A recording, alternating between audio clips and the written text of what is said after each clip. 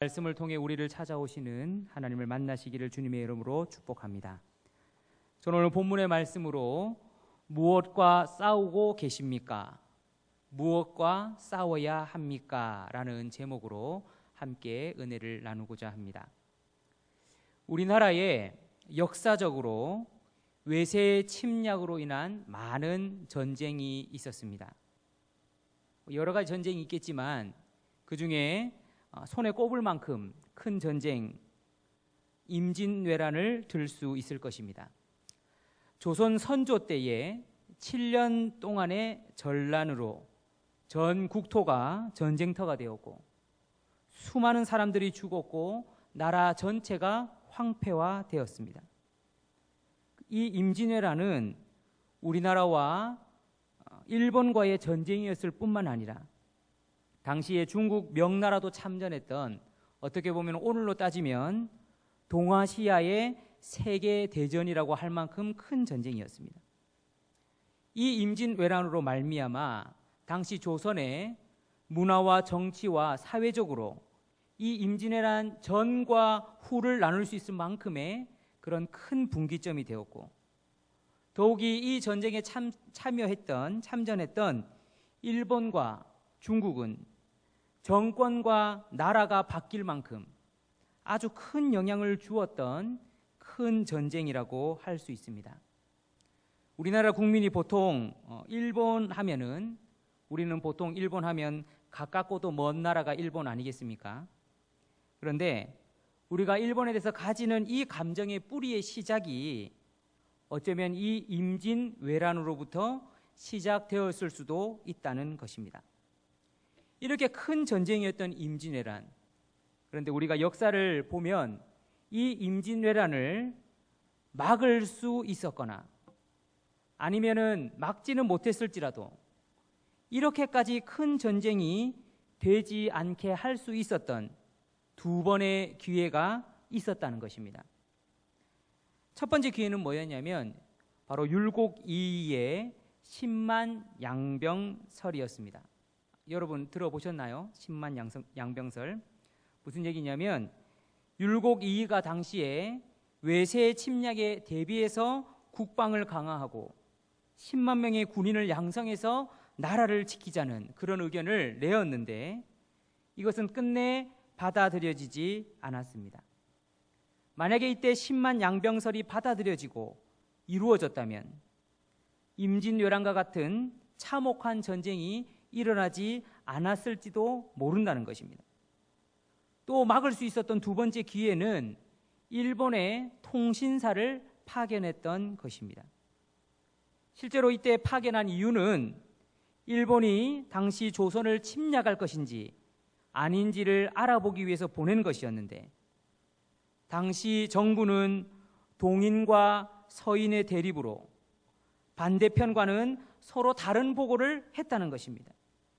당시에 실제 역사적으로 서인 측의 대표가 전하, 일본이 우리나라를 꼭 침략할 것 같습니다, 이렇게 하니까 동인 측에서 서인이 그렇게 이야기하니까 반대로 침략하지 않을 것 같다, 이렇게 보고했다는 거예요. 여러분, 진짜 적은 왜군이고 일본이었는데 당시의 상황을 보면 진짜 적은 보지 못한 채 서로를 적으로 삼았다는 것입니다. 당시에 외교적으로 정세적으로 충분한 침략의 조짐이 보였음에도 불구하고 당시 조정은 정부는 일본이 침략하지 않는 것으로 결론을 내리고 대비도 안 하고 있다가 갑작스레 임진왜란을 맞게 되었던 것입니다. 만약에 이때 조선이 그 침략할 것으로 여기고 대비했다면 임진왜란이 일어났을까? 그리고 일어났더라도 그렇게 크고 참혹한 전쟁이 되었을까? 물론 역사가 그렇게 진행되지 않았기 때문에 단정 지을 수는 없습니다. 하지만 이것을 보았을 때 누가 진짜 적인지를 아는 것, 그리고 그 적에 대해서 대비한다는 것이 싸움에 있어서 얼마나 중요한지를 우리가 알 수 있습니다. 성도 여러분, 사실 우리의 인생도 전쟁터가 아니겠습니까? 그런데 한 걸음 더 나아가서 특별히 예수 안에 있는 우리들에게는 눈에 보이는 치열한 전쟁뿐만이 아니라 눈에 보이지 않는 영적인 전쟁도 치러야 하는 처지에 있는 것이 바로 저와 여러분인 것입니다. 우리는 그리스도의 군사로 영적 전쟁의 삶을 살아가야 하고 또 그 전쟁에서 싸워서 이겨야만 하는 것입니다. 우리가 작년에 보았던 철로역장의 주인공 크리스찬이 순례길을 가면서 그냥 갔던 것이 아니라 전신갑주로 무장하여 천성길을 가는 것을 우리는 이미 보았습니다. 왜냐하면 천성으로 가는 길에 수많은 적들과 위협과 싸워야만 했기 때문입니다. 여러분, 저와 여러분이 가고 있는 이 신앙의 길은 반드시 싸워야 하는 길입니다. 그런데 제가 질문을 드리고 싶습니다. 우리는 반드시 싸워야 되는 그 길에 서 있는데 우리는 지금 무엇과 싸우고 있습니까? 우리는 또 무엇과 싸워야만 합니까? 오늘 본문 4장을 보시기 전에 지난 시간 저는 3장에서 두 가지 지혜에 대해 여러분과 나누었습니다. 하나는 위로부터 오는 지혜, 또 다른 하나는 땅의 지혜입니다. 여러분, 그런데 이 위로부터 내려온 지혜와 땅의 지혜의 그것을 구분하는 기준이 뭐였냐면 바로 다툼이라는 것이었습니다. 여기서 말하는 다툼은 앞에서 말씀드린 영적 전쟁과는 다른 것입니다. 3장 15절에서 16절 말씀에 이렇게 말씀합니다. 이러한 지혜는 위로부터 내려오는 것이 아니요 땅 위의 것이요 정욕의 것이요 귀신의 것이니 시기와 다툼이 있는 곳에는 혼란과 모든 악한 일이 있음이라 말씀하는 것입니다. 땅에서 난 지혜는 다툼을 일으키고 정욕의 것이고 마귀의 것이라고 말씀하는 것입니다. 그러나 반대로 위로부터 온 지혜는 결국 화평을 이루고 의의 열매로 거둔다. 지난주에 우리가 나누었습니다. 이 3장의 말씀을 전제로 오늘 4장으로 연결되고 있습니다. 오늘 4장 1절에 야고보는 이렇게 말씀합니다. 너희 중에 싸움이 어디로부터, 다툼이 어디로부터 나느냐? 이렇게 야고보는 질문하고 있습니다. 야고보가 앞서 두 가지 지혜에 대해서 그리고 그 지혜의 결과에 대해서 말씀한 후에 이 야고보서를 보고 있는 성도들에게 묻고 있는 것입니다. 자, 그렇다면 너희 중에 있는 싸움과 다툼은 어디에서 나는 것이냐 하는 것입니다. 오늘 본문에 싸움과 다툼 두 가지가 나오는데 헬라어 원문을 보면 이 둘은 사실 차이가 있습니다. 앞에 싸움은 중무장하고 싸우는, 긴 시간 동안 싸우는 그런 큰 싸움을 말하는 것이고, 두 번째 나오는 다툼은 높은 언쟁, 작은 싸움을 이야기하는 것입니다. 즉 싸움과 다툼은 큰 싸움과 작은 싸움을 말씀하는 것입니다. 결국 모든 종류의 분쟁을 말하는 것이지요. 야고보는 성도들에게 다툼이 어디에서부터 나느냐, 싸움이 어디로부터 나느냐 질문한 다음에 자신이 직접 그 질문에 대해 답을 내리고 있습니다. 1절 하반절에 너희 지체 중에서 싸우는 정욕으로부터 나는 것이 아니냐. 여러분, 야고보가 뭐라고 답을 합니까? 바로 정욕이 원인이라고 말씀하는 것입니다. 우리 안에 있는 싸움은 정욕으로부터 온다는 것입니다. 다른 말로 인간의 욕심 때문에 싸움이 생긴다는 것입니다. 즉 우리 안에 있는 이 정욕과 욕심이 처리되지 않는 한, 우리 안에 그대로 자리 잡고 있는 한 이 싸움을 멈출 수가 없다는 것입니다. 여러분, 인간의 욕심은 끝이 없지 않습니까? 충돌이 일어나는 이유는 상대편의 문제 때문만이 아닙니다.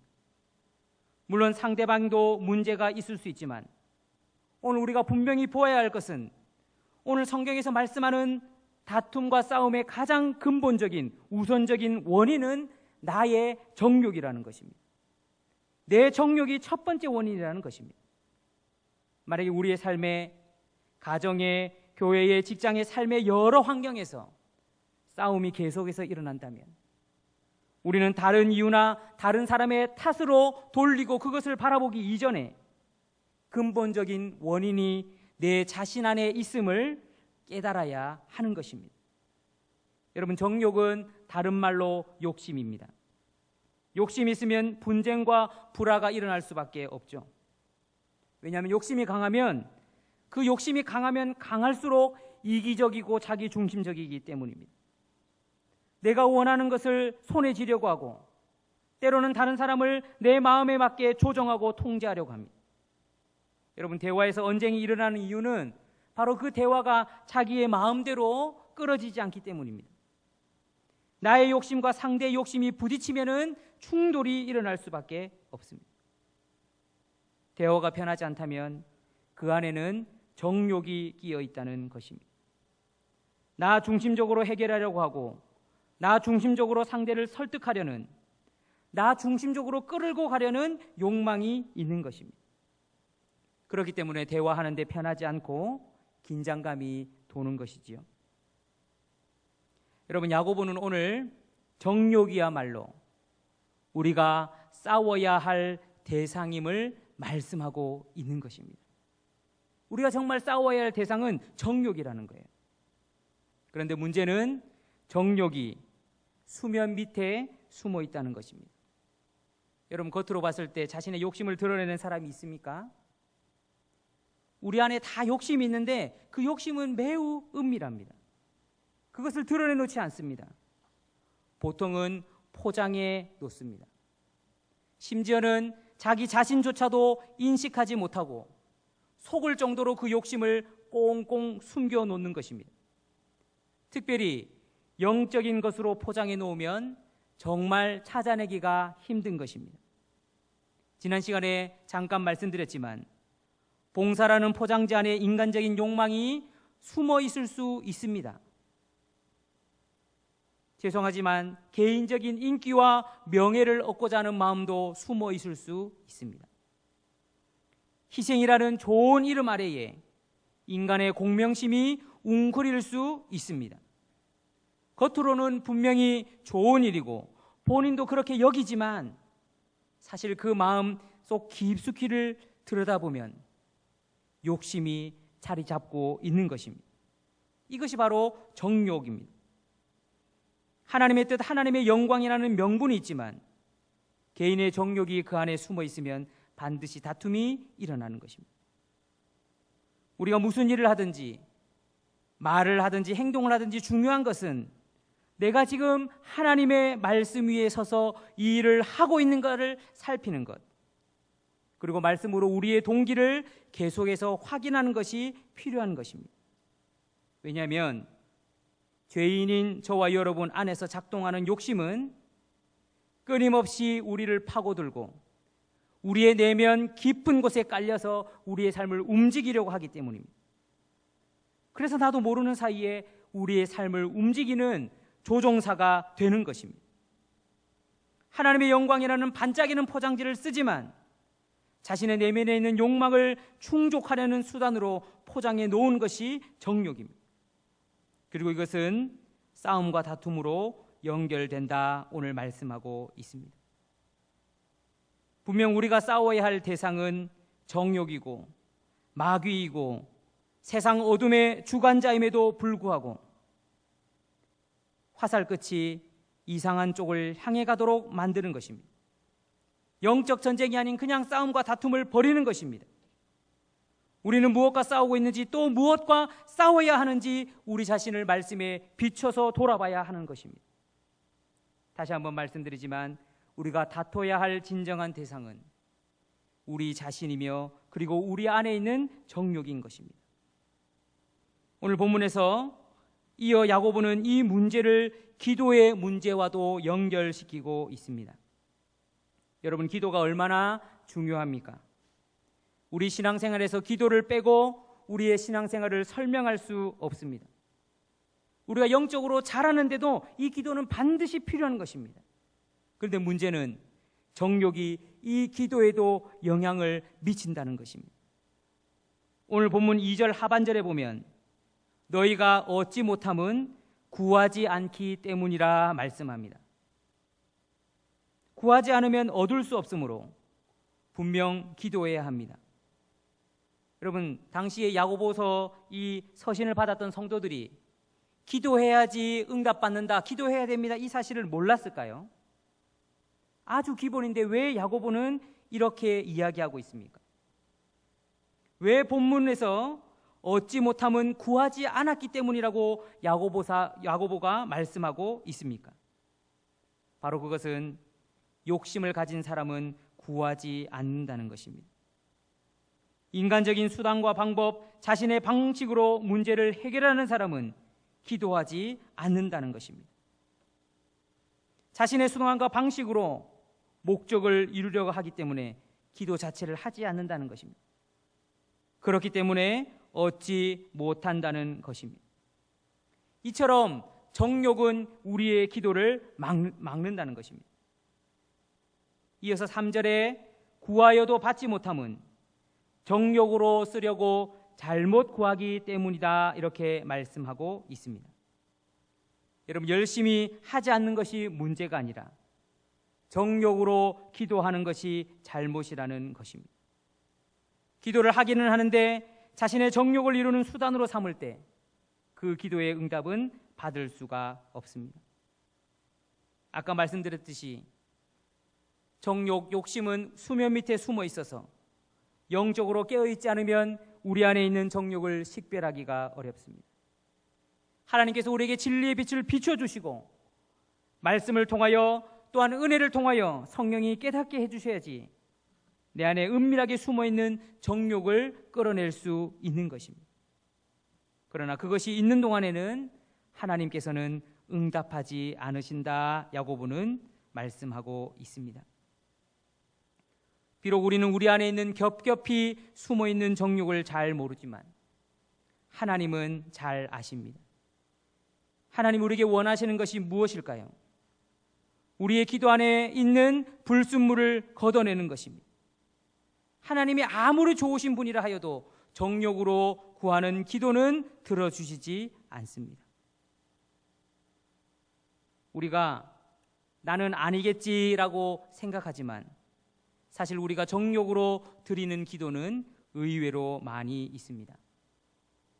한 교회에서 체육대회를 했는데 1교구하고 2교구하고 맞붙었습니다. 그런데 각 1교구 사람들도 우리 교구가 이기게 해주세요라고 기도하고 2교구 사람들도 우리 교구가 이기게 해주세요라고 기도하면 하나님은 도대체 누구의 기도를 들어주셔야만 합니까? 제가 재미있게 얘기했지만 열심히 기도를 해도 이기적인 목적으로 열심히 기도한다면 그것이 문제가 된다는 것입니다. 의외로 우리의 기도 가운데 정욕적인 기도가 많이 있다는 것입니다. 기도에 욕심이 들어가면 그것이 기도와 함께 어우러지면서 자기 성취적이고 자기 목적적이고 자기 중심적인 그런 기도로 끌고 가는 것입니다. 그러면서 하나님께 더 가까이 나아가기보다는 점점 더 멀어지게 한다는 것입니다. 여러분 한번 생각해 보십시오. 이기적인 욕심으로 기도한다면 영적으로 성숙하는 것이 아니라 계속해서 구하고 떼쓰기만 하는 연약하고 어린 신자로 남게 되는 것입니다. 여러분 우리가 잘 아는 링컨 대통령, 미국에서 남북전쟁이 일어났을 때에 링컨의 부하가 찾아와서 링컨에게 이렇게 이야기했습니다. 대통령님, 하나님이 우리 북군의 편이 되게 해달라고 기도하십시다. 그때 링컨이 뭐라고 답을 했습니까? 하나님이 우리 편이기를 기도하는 것이 아니라 우리가 하나님의 편인가를 돌아보며 기도합시다 라고 대답을 했다는 것입니다. 여러분, 정욕의 기도는 결국 하나님의 뜻과도 충돌을 일으킨다는 것입니다.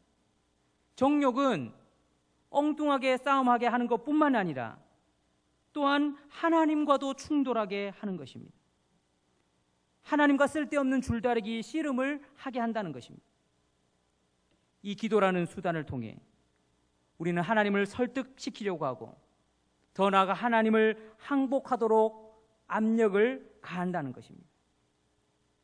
여러분, 우리가 기도에 대해서 기억해야 할 것은 기도는 우리가 하나님을 설득하는 것이 아니라 하나님께 설득당하는 것이 바로 기도인 줄로 믿습니다. 기도를 통해 우리가 배워야 할 것은 나를 내려놓고 나를 통해 아버지의 뜻이 이루어지기를 바라는 겸손과 순종인 것입니다. 이것이 바로 예수님께서 겟세마네 동산에서 보여주셨던 모범인 것입니다. 예수님 뭐라고 기도하셨습니까? 나의 원대로 마옵시고 아버지의 원대로 되기를 원하나이다.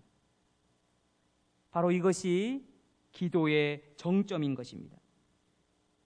잠들어 있었던 제자들은 정욕의 모습을 보였습니다. 베드로는 남의 귀를 잘랐습니다. 말은 예수님을 위한다고 했지만 그것은 분쟁만을 일으켰습니다. 하지만 주님은 하나님의 뜻 앞에 순순히 자신의 모든 것을 맡기시고 당신의 소원과 욕망은 다 포기하시고 그리고 다투지 않으셨습니다. 오직 온유함으로 십자가의 길을 받아들이셨습니다. 우리는 예수님의 모습으로부터 배워야 하는 것입니다. 그런데 예수님은 어떻게 그렇게 하실 수 있었습니까? 바로 하나님 앞에 엎드리셨기 때문입니다. 앞에 말씀드렸던 기도보다 또 다른 의미가 있습니다. 하나님 앞에 엎드렸다는 거예요. 엎드림의 비밀이 있다는 것입니다. 하나님의 뜻을 날마다 구하며 예수님은 새벽과 저녁마다 아버지 앞에서 아버지의 뜻이 예수님을 통해 이루어지기를 바라시며 엎드리셨다는 것입니다. 우린 그 엎드리신 예수님에게서 답을 발견해야 합니다. 우리는 누구나 정욕과 거친 성품을 다 가지고 있습니다. 우리의 힘과 능력으로는 그것을 해결할 수가 없습니다. 오직 우리도 하나님이 만져주시기를 바라며 엎드려야 하는 것입니다. 그러므로 기도는 우리 안의 정욕을 다스리는 것이 되어야 하는 것입니다. 기도가 우리의 정욕을 만족시키는 수단이 아니라 우리의 정욕을 다스리는 수단이 되어야 하는 것입니다. 우리는 하나님 앞에 엎드림으로 정욕과 싸워야 하는 것입니다. 우리 안에는 욕심을 인정하며 하나님 앞에 더 겸손히 엎드려야 한다는 것입니다. 아니면 그 정욕 때문에 우리는 엉뚱하게 형제와 부딪히고 더 나아가 하나님과 충돌하게 되는 것입니다. 계속해서 야고보는 어떤 해결 방법을 말씀하고 있습니까? 오늘 본문 4절에서 8절까지 말씀을 보겠습니다. 우리 함께 다시 한번 뜻을 생각하면서 4절에서 8절까지 우리 합독하여 읽겠습니다. 시작.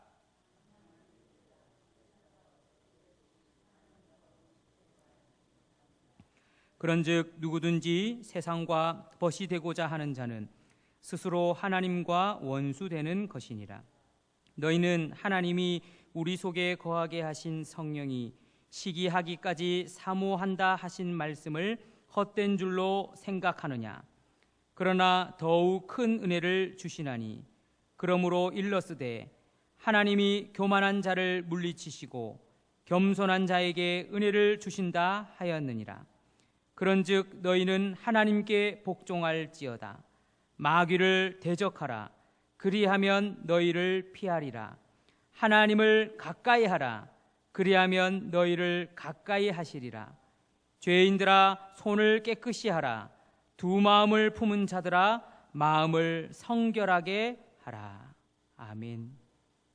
사랑하는 성도 여러분, 여러 가지가 있지만 이것을 종합하여 한 가지만 말씀드리자면 우리가 다른 것을 내려놓고 하나님께 온전히 집중할 그때에 우리는 정욕으로부터 멀어지는 줄로 믿습니다. 하나님에게서 눈이 멀어질수록 우리의 눈을 끄는 것들이 너무나 많아지는 것입니다. 여러분, 우리가 기도할 때 왜 눈을 감습니까? 제가 아이들을 가르칠 때 아이들이 제게 물어봅니다. 목사님, 왜 기도할 때 꼭 눈을 감아야 하나요? 그러면 저는 아이들에게 이렇게 대답을 해줍니다.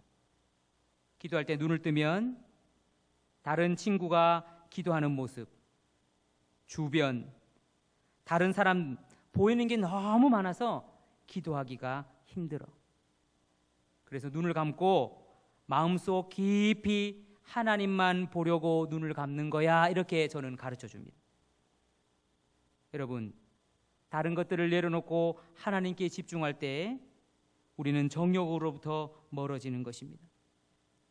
여러분 경험해 보셨겠지만 우리가 세상에서 살다가도, 세상에서 제 가운데 살다가도 신기하게도 우리가 기쁜 은혜를 체험하고 놀라운 만족이 생기고 나면 더 이상 세상의 유혹에 이끌리지 않는 우리의 모습을 발견하는 것입니다. 하나님 은혜에 집중될 때에 정욕의 힘이 줄어들고 세상의 것들에 대한 거룩한 무관심이 생기는 것을 우리는 발견하는 것입니다. 창세기에 아브라함과 조카 롯이 이제 가나안 땅에 올라오면서 가축들에게 먹일 풀 때문에, 땅 때문에 서로 싸운 일이 있었습니다. 그때 아브라함이 자신이 삼촌이었음에도 불구하고 놀라운 얘기를 합니다. 네가 먼저 선택해라. 네가 우하면 나는 좌하겠고 네가 좌하면 나는 우하겠다. 네가 먼저 선택해라, 이렇게 이야기합니다. 우리는 쉽게 받아들일 수 있지만 당시에 유목민들에게, 특히 여러 차례 가뭄을 경험했던 아브라함과 롯에게 있어서 목초지는 아마 생명과도 같았을 것입니다. 그런데 아브라함은 선택권을 자신보다 어린 조카 롯에게 먼저 주었습니다. 여러분 곰곰이 생각해보면 어떻게 아브라함이 그렇게 할 수 있었겠습니까?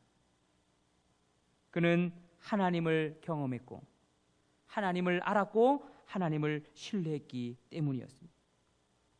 그리고 그 선택 이후에 롯이 자신의 선택을 먼저 하고 떠나자 즉시 하나님은 아브라함에게 나타나셨습니다. 그리고 뭐라고 말씀하셨냐면 내 눈으로 보는 땅을 다 내게 주겠다 말씀하셨습니다. 여러분 이것이 바로 성경이 말씀하는 하나님의 방식이라는 것입니다. 하나님은 우리가 그리스도 안에서 참 자유와 평안을 얻기를 원하시는 것입니다. 우리가 무엇을 하고 정욕으로 투쟁함으로 얻는 것이 아니라 하나님과의 관계 속에서 만족을 주시기를 원하시는 것, 이것이 바로 하나님의 방식인 것입니다. 그리고 더 나아가 하나님과 나의 그 아름다운 관계를 통해 이웃을 바라보기를 원하시는 것입니다. 그리고 화평케 하는 사람으로 하나님의 아들로 살아가라 말씀하시는 것입니다. 이것이 오늘 본문에서 야고보를 통해 우리에게 알려주시는 믿음으로 살아내는 삶인 것입니다. 사랑하는 성도 여러분, 말씀을 정리하겠습니다. 우리는 인생을 살면서 끊임없이 싸우는 삶을 살아가고 또 살아가야만 합니다. 특별히 우리는 영적 전쟁을 또한 해내야만 하는 존재입니다. 여러분은 이 인생의 수많은 전쟁 가운데 우리가 분명히 싸워야 할 적을 분명하게 인식하고 계십니까? 그리고 그 적에 대비해서 바르게 준비하고 싸우고 계십니까? 우리 함께 오늘 불렀던 350장 찬양 우리가 함께 부르면서 오늘 말씀을 생각하면서 함께 부르고 기도하도록 하겠습니다.